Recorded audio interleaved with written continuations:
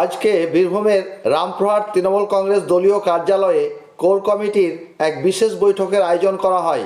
এদিন বিকেল 3:30 নাগাদ এই বৈঠক শুরু হয়। উপস্থিত ছিলেন কাজল শেখ, অনব্রত মণ্ডল সহ কোর কমিটির সকল সদস্যরা। গত নভেম্বর মাসের 17 তারিখে বোলপুর দলীয় কার্যালয়ে প্রথম কোর কমিটির বৈঠক হয়। সেই কোর কমিটির বৈঠকেই বিকাশ রায়চৌধুরী জানিয়ে দেন, ডিসেম্বর মাসের 15 তারিখে বীরভূমের রামপুরহাটে তৃণমূল কংগ্রেসের দলীয় কার্যালয়ে দ্বিতীয় বৈঠক হবে। সেই মতোই আজ বীরভূমের রামপুরহাট দলীয় কার্যালয়ে কোর কমিটির বিশেষ বৈঠকের আয়োজন করা হয়। বন্ধুদের আমার শুভেচ্ছা আগামী নতুন বছরের জন্য।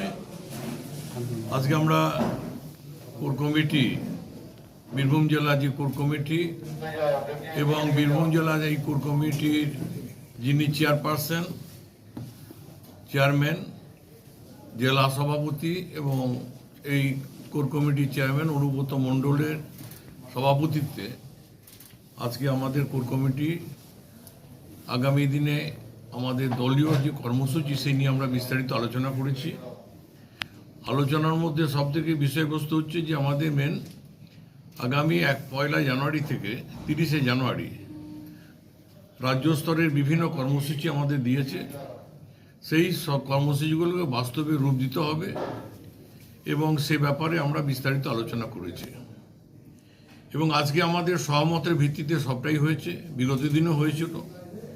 আগামী দিনে আমরা বিশ্বাস রাখি যে আমরা কোর কমিটি সকলে মিলে জেলায় যে উন্নয়ন, জেলার যে সংগঠনকে মজবুত করার যে মানসিকতা, আমরা সবাই একসাথে এগিয়ে চলেছি এবং পরের সিদ্ধান্তগুলো আপনাদের জানাবো আমরা যখন আমাদের বাকি সিদ্ধান্তগুলো হবে।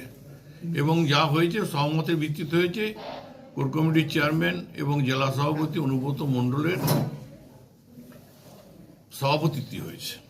ওইটাই একটু না ঠিক আছে। Thank you.